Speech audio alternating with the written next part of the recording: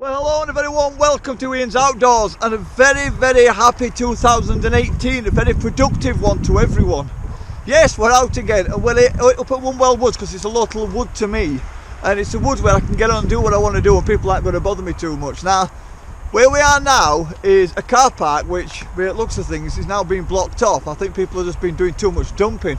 In a survival situation, it's perfectly fine to utilise the stuff that people would use or throw away in order to be able to survive. That's an obvious option, in which case you've got all these things here which you can utilise. Old plastic cups, containers, plastic bags, everything. You use everything to your advantage in order to be able to stay alive. But in much of the time when people are stuck out, or if you're going out on a survival situation, you're not going to have the luxury of that. And I've seen many videos where people, sorry about the rain on the lens by the way, I've seen many people going out into the middle of nowhere and going out scouting around for things they can use and suddenly coming back with a plastic bag or a cup from a burger bar. And it's like, oh well, yeah, okay, but on many occasions those things aren't there and people need to know what they can use. So basically we're going to take a walk around today and have a look at some of the things we could use, and we're also going to work out and have fun making a fire in the rain. A lot of people tend to struggle with making fire in the rain because everything's wet and you need to be able to work out where to get your dry tinder and dry wood and things you can burn. Once you've got your fire going, then you can sort of filter the wood and dry the wood out to a degree, or split it and dry it on the side of your fire. But let's have a look at what we can use out in the woods without having to utilise tin cans. People using lager tins to cook the dinner in, which is great. It's great. That's like urban survival. But if you're out in the woods, how do you boil water when you don't have any water containers? Now, I'm not saying we're going to be able to do that for definite today, but it depends on what kind of stuff we can find. But in most cases, you sort of can, and I will explain along the way what can be done. But there's only so much I can do when I've got the time out this afternoon. So I'll see you in a minute, guys. And once again, Happy New Year! One of the things you can use to get a fire going if it's not raining, if it's not got too much rain, is all this sort of brush grass. You see all this grass behind me and the tops of these nettles and things, which are great, but a lot of the time it's when it's raining, all that is out of the question. What you can do with this kind of stuff is, if you're on the move, you can collect these tops,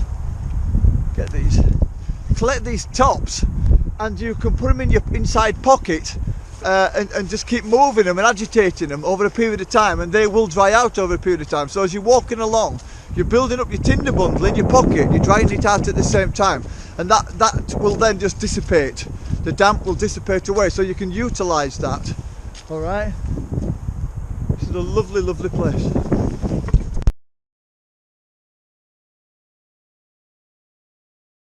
Alright, now we're in the woods. Now, when we look at trees, most of the time when it comes to camping, we try to ensure that we're away from trees which are going to drop boughs. But if we're only stopping for a short period of time and we can find a tree which looks really sturdy and there's not a great amount of wind, what we can use is the fall of the branches. And what I mean is this. Do you know, as you look up through a tree and you see the branches themselves actually go up one over the other, so to speak, because this time of year when it's cold wet weather, we're not going to get, if you look up, you're not going to see many leaves, are you? So the leaves aren't going to give you the protection from the rain, and we're talking about bad weather, sort of rainy, miserable weather like it is today, and overcast. Now if I stand here and look up, you can see that branch there, considering the wind direction coming from over here, if I stand here, suddenly I'm out of the wind, and you'll see that this area here, though it's wet because the rain running down, there's areas which aren't as wet inside here, and that's because the rain isn't blowing onto it. And these branches here are giving me some protection from the rain. And obviously somebody else has thought of this, because that's where they've built their little fire surround. And it don't look like it's been used, but it looks like somebody's explained the theory. The wind always blows this direction through the wood. They've got the tree here, and you've got the protection there from the rain. So in here, in this little area here, you've got a dry spot, and if I looked up and there were no major branches, this would actually be a good place to build a small shelter for the night. Now that said, but what kind of shelter? You need to find something which is sort of evergreen, or at least which is green and has leafage on it at the time of the year when you're there. Now as you can see, the trees are barren, so to utilise anything with leaves off trees is impossible. And also, these leaves on the ground, if you look underneath it, it's totally sodden. And a lot of shelters, mainly in the summer I think, are built, or in snowy regions, are built using these triangulated frameworks. When they're cleared off, they look like dinosaur carcasses that go down, and you fill it full of leaves and you can lay inside it. Now the problem with that, which I've said before, is that the leaves are all angled at all different angles, and when the rain comes down and hits it, it dissipates through, and it's going to get to you eventually over a period of time. If you have heavy rain all night, you're going to have problems. And also in cold weather, the water in conjunction with the leaves all held inside is going to actually hold the cold in and stop you from keeping warm. And I have used them, so I'm speaking from experience. Now another kind of shelter is one of these lean-to kind of shelters, which somebody at some point has made.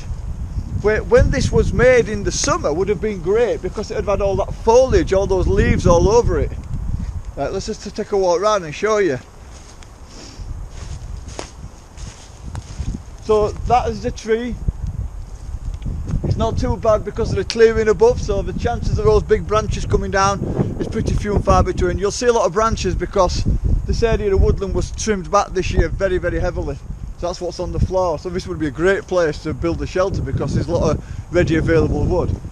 And inside they've built a little area to sit on and such like, and that would have been great because they could have gone inside there, the leaves would have been there to protect from some of the rain at least, and they could have camped inside there and been perfectly fine. But at this time of year, like I said, the leaves are wet through, it's very cold, the heat is going to be permeating from your body really, really fast, especially during the night when it drops down in temperature. But if we turn around here, look what we've got. We've got all this stuff. Now these brambles were all here this summer, and I built a shelter roof. I came out and built a very, very minimal shelter off the ground using, hardly anything. I used no cordage or anything. And if you get lots and lots of these and lay them all in the same direction on your roof, it works like tiles because all the water hits them and then runs off from leaf to leaf, because that's how it's designed. And in nature, a lot of animals actually live underneath these brambles because it gives them protection from the rain. They're a little bit sparse now because it's winter, but they are there. And I'll be doing a camp soon where I'll be coming out with just a knife. On this occasion, all we've got is things which I would always carry when I come out. I carry my neck knife, that's always a definite, and I carry a fire steel. Alright, I've got a little striker with it, but the reason I got a striker is because my stainless steel knife has got a bevel on the top, so I can't use that unless I use the blade to get a spark going. So I use that with it. So all that stuff comes with me when I go out anyway, so that's stuff that I can utilise. But if you need to make a fire without, you can start working towards friction fires, and I did a lot of that last summer, and I'm going to be getting into that again, and I wouldn't stop until I'd learned how to actually make a friction fire, the bow drill style, and I did it finally in the shed. It was an absolute nightmare. Anybody who remembers that will find that quite funny. So these, getting back to it, you can trim them off at one end and lay the plant itself downwards with your shelter being at an angle and have them overlapping on all the edges, and then you can get long pieces of stick and lay them over the top and weave it in to make sure the roof stays on in case it gets windy. And that's something else we're going to be doing again this year. So let's go off and have a look for a location where we can make a fire like we said we were going to do, utilising these little items here, using the fire steel and my small knife. Just push them back in there because they don't bother me, they just hang around my neck. And I advise anybody who's going out into the woods or anywhere sort of away from a community of people, some society, to take a small knife at least, something like that, which is legal, preferably full tang so it's not going to snap when you're trying to use it, and also take a fire steel. You don't have to spend an extortionate amount of money but don't just go getting one of these really cheap ones because you're going to be fighting the fire still. Alright, see you in a bit.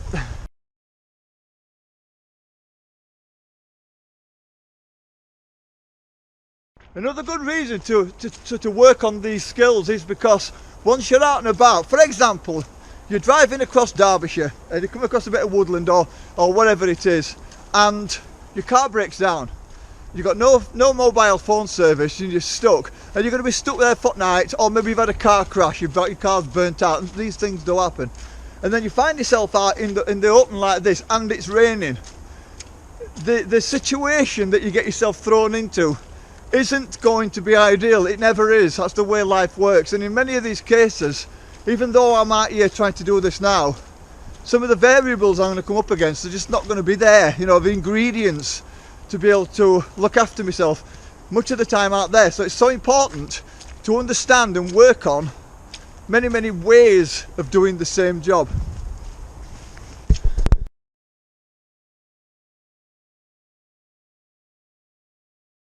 We're closer, we're further into the woodland now, and as we're walking along we need to be looking around us and finding out what we can utilise.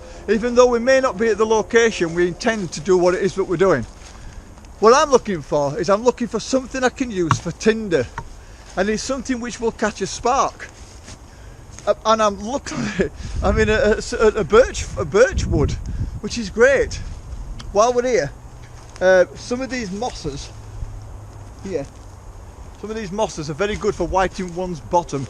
Always remember to bury it. Where is it? Oh, some really nice ones up here. I'll show them in a bit anyway if I remember. Oh, here we are. Here, look. Now you'll see this. It's wet, damp. So not only does it clean to get rid of everything off your bottom, it also cleans it, and it's also got some antibacterial properties as well.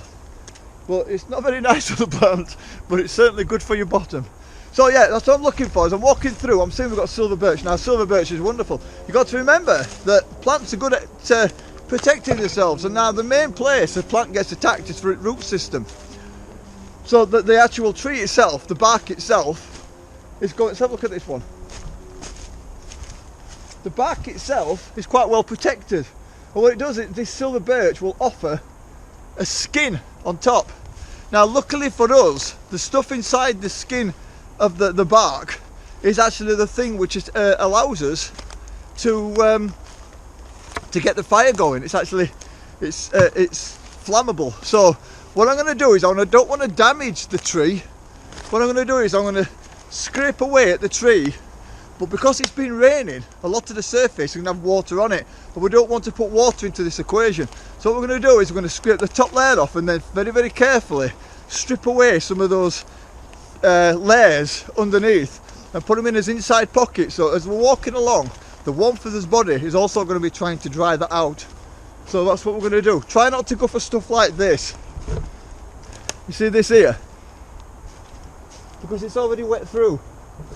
It might be easy to get your hands on, but it's all wet. So you want to be going for a tree, but don't go too deep so that you're not scarring the tree, you're not gouging at the tree. All you're doing is working with the tree in order to be able to remove some of the surface layer and then leave the tree still protected. A lot of people will cut a ring off the bottom of the tree, having to make bowls or all sorts of stuff, and it leaves the tree open to disease and damage, and eventually it'll rot and then it'll fall down like that. But that's obviously come down in bad weather. So off we go. Let's go and find ourselves a birch where we can take some of that off. Right guys, so you're going to see here a silver birch. This is like, you know, a well established one. At certain times of the year this will start to peel off. The actual bark will peel off. Now we don't want to go too deep because then we'll damage the tree. Alright, so what we're going to do is we're going to try and remove some of this damp wet stuff which is covered in this sort of moss. That's so. And you'll see here there's a skin underneath. Yeah? Now what I'm going to do is I'm going to get my neck knife and just come over here to show you. And just here you see this skin, just sort of here, this grey effect. You'll see that that's much drier and it's much better for my use, and I'm not going all the way through the tree. Out of the way. All I'm doing is just scraping that very, very carefully. And this stuff underneath is much drier than what's on the top. Alright? And it's so easy just to think, oh, cut corners and I'll just get the other stuff. But if you do, your tinder is going to be wet. And I'm going to put that in my side pocket for when I get to where I need to go. Here we go, look. I sliced against it. I'm not cutting into the tree, I'm slicing against it. And I put my finger on top and I'm just going to pull it away. And then that's going to give me the dry stuff underneath. And I can break that down to its component parts by scrubbing at it and moving it and such like. And eventually it'll break down to fibres and I'll be able to utilise that for making my fire. What you want to try and do is get them as feathery as possible. Nice and feathery, so there's hardly anything there. Like that. And that's the thinner it is, the easier it's going to be to work with. And then that can be processed again later before we make the fire.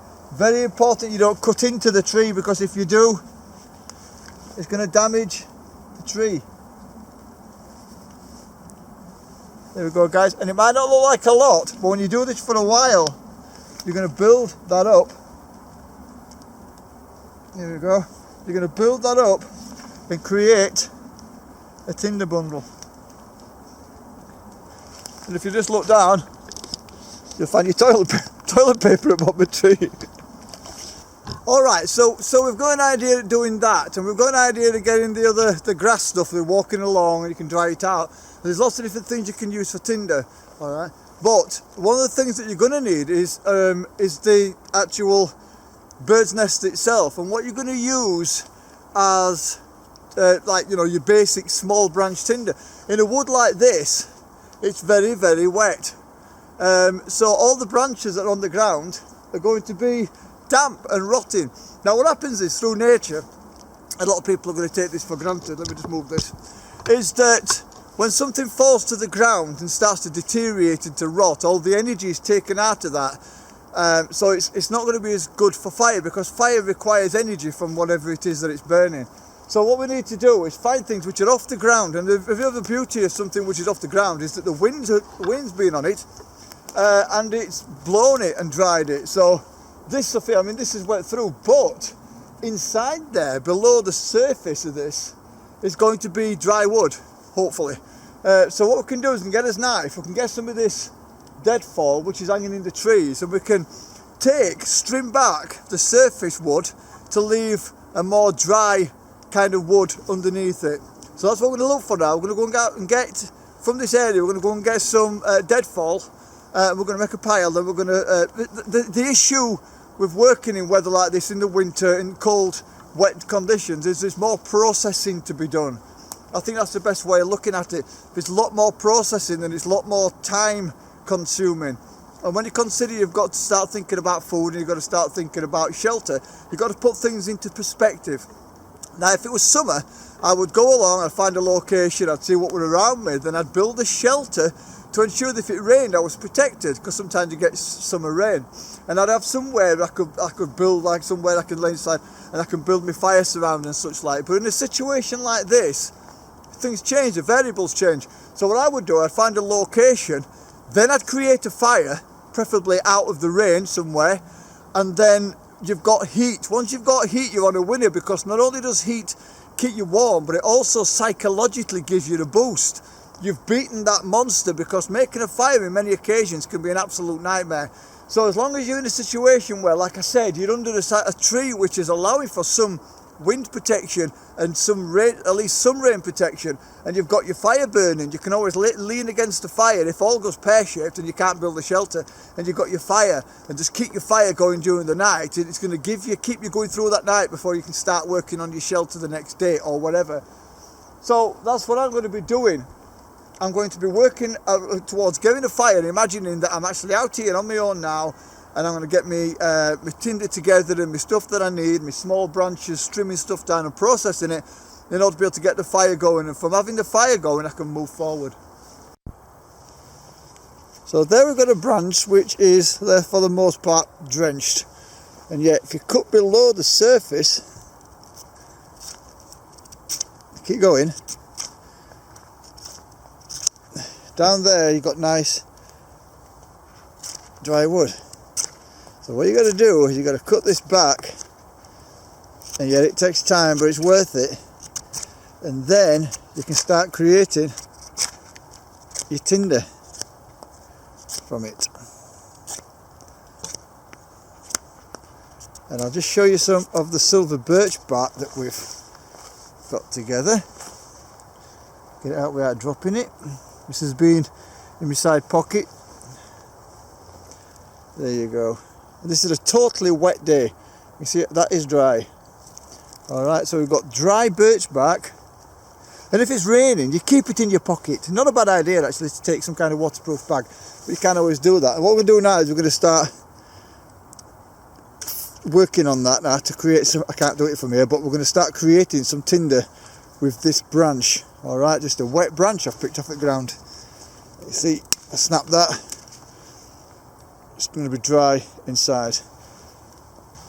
An important point in this, guys, is to, if you're using this kind of knife, because it's an 01 tool steel, it's important that you keep it off the ground, put it onto something like this or a piece of dry wood. Another point is to save your blade, if I can just find something, never cut onto a piece of stone itself. You get a piece of wood like this and give yourself a surface to work on. Alright? Okay. This is not brilliant. Just thrown this together, here we go. Then we can start creating our feather sticks. Now this wood itself is fairly old, and these are only tiny little feather sticks, but it is going to work. Here we go. You can see that out of that piece of wet wood that we're hanging in a tree, we're starting to create something we can utilise as tinder. I'll collect all that together and we can start building a bird nest. And if you've been carrying that strawy grass over a period of time, then you can utilise that in there too. Whoops. Alright. There we go.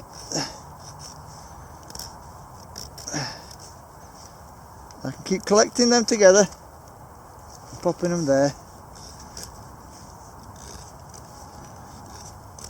Always good to take a net knife, important, because if not, you're going to have real problems trying to create yourself a fire.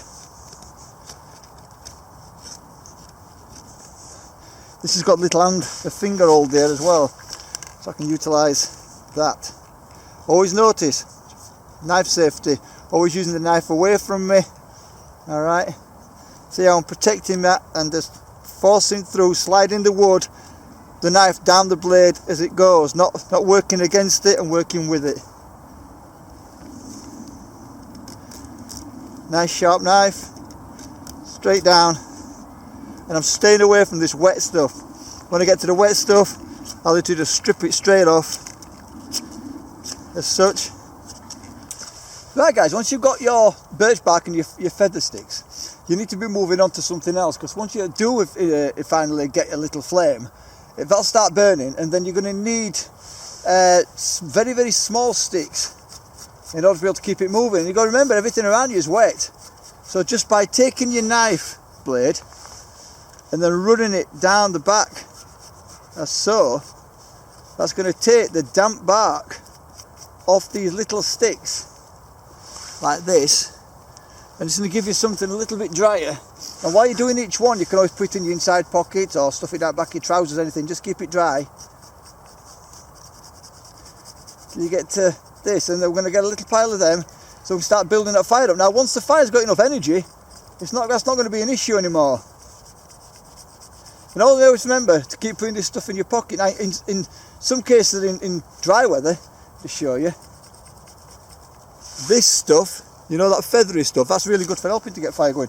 But in this case, it's going to be damp and wet. You don't want that, because that's going to dissipate the heat away again.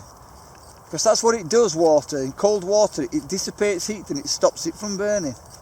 So by doing that, we're creating dry sticks. We're taking the wet film away from us tinder. Alright? Yeah, it does take time, but sometimes these things do. Right guys, so here we've got all the stuff that I've flaked down off the branches, and you can see that's fairly well dry. And then we've got this stuff here, which is from the birch bark, and I'm just going to flake that up a bit by doing that, in order to be able to get some dust, if I can. And then I'm going to get myself comfortable, and I'm going to get this into a little shape like this.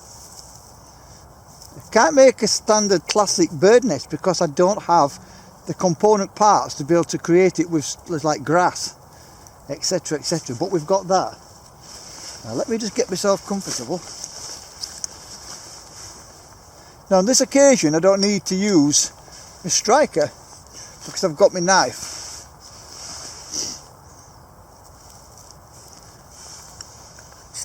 What I'm going to do now is I'm going to put some dust into this, and that's just by striking with the back, just scraping it very, very slightly to put some of this dust in there.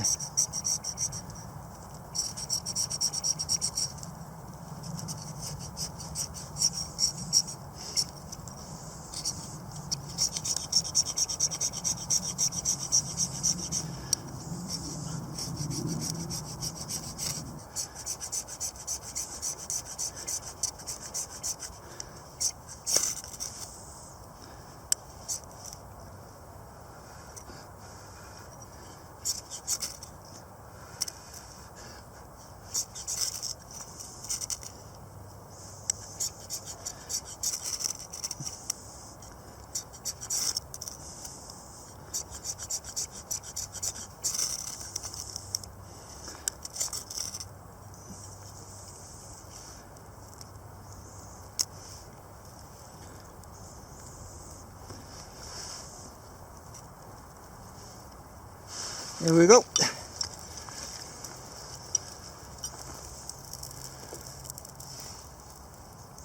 So we'll start building that up slowly, feeding it and feeding it.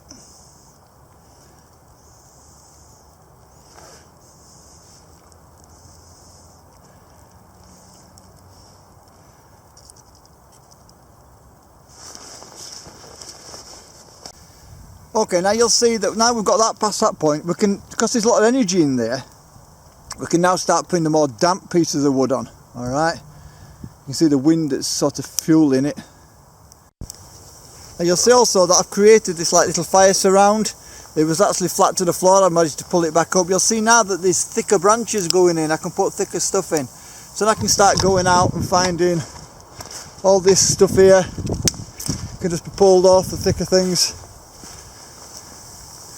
You see, it's all in the preparation, ensuring that your tinder, nice piece of wood there, it's been on the floor but actually dry out over a period of time.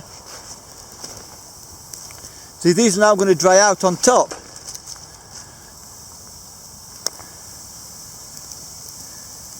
You see? So I've gone from creating the tinder to creating the little fire sticks and such like, building it up to the point we've got to this, and that's all been done with a fire steel and a knife, a little neck knife, in a totally wet through wood.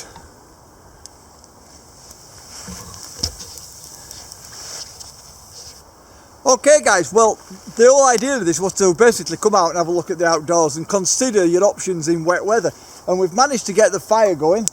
Well, it took a while, I'm not going to say it were easy because everything's wet, and to be able to get, anybody who knows about this will know using a fire steel on sort of wet materials is difficult, but there is dry stuff, not totally dry but drier stuff underneath the surface. There's drier birch bark underneath the surface of a wet tree, and even if it's raining, as long as you keep it sort of protected, you're going to be able to create yourself some kind of fire. And we've looked at the options for shelters.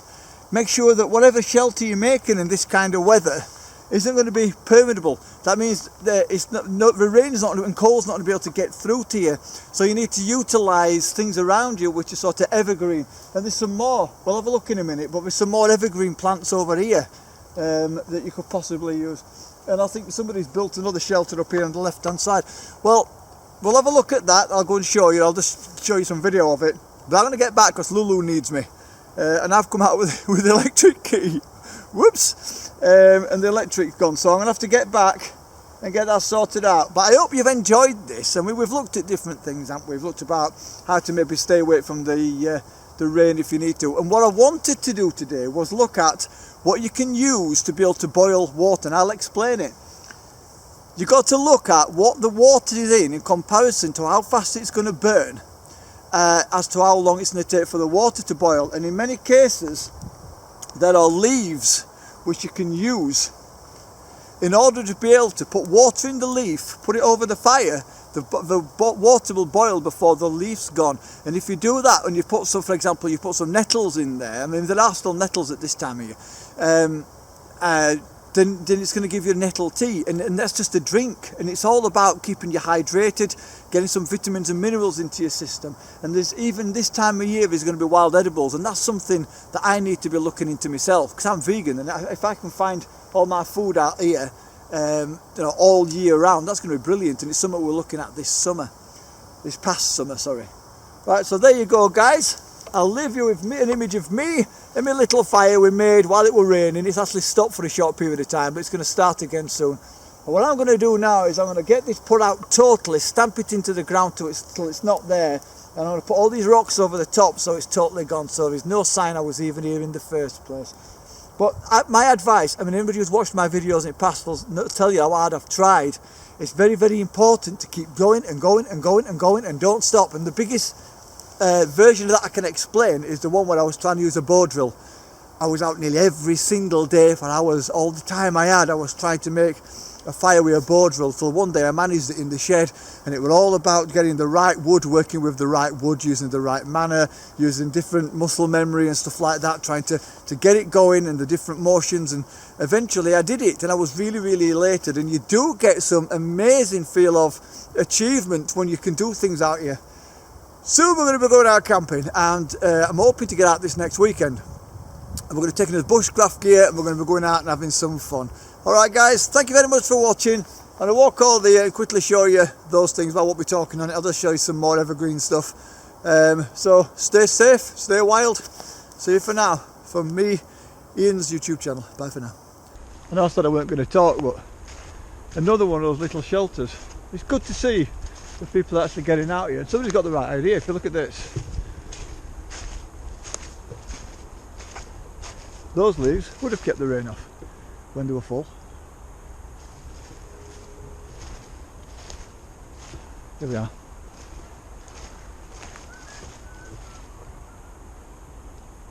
These aren't the best leaves to use in honesty, because if you look at the structure of how the leaf is, it's not going to give you very good protection. I think brambles would be a better way to go, if you can find them. Great stuff. Keep going out, people. Always better if you sort of drop these to the floor when you've used them, although that said, something left up like this is going to make great standing wood for making fires or for cooking on.